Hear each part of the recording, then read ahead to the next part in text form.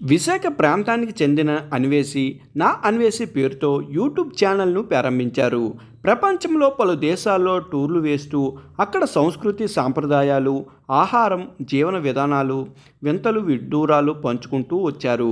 ఉత్తరాంధ్ర యాసతో అన్వేషి తన వీడియోలను ప్రజెంట్ చేసిన తీరు ప్రేక్షకులు ఫిదా అయిపోయారు.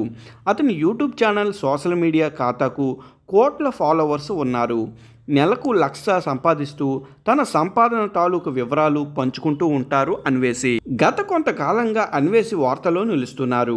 బెట్టింగ్ యాప్స్ కారణంగా అమాయకులు బలైపోతున్నారని, వారికి అండగా నిలుస్తానంటూ పోరాటం మొదలుపెట్టారు.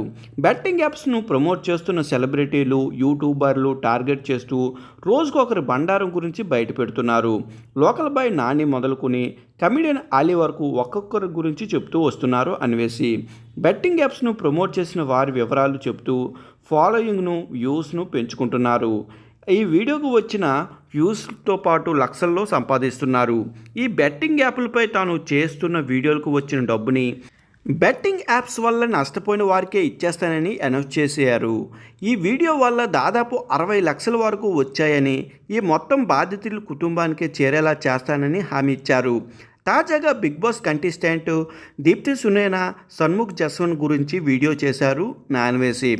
దీప్తి సునేనా, షణ్ముఖ్ జస్వంత్ లవ్ స్టోరీ గురించి, వాళ్ళు ఎలా విడిపోయారని, ఆ తర్వాత బెట్టింగ్ యాప్స్ ఎలా ప్రమోట్ చేశారని వీటి గురించి వివరించారు నా అన్వేషి.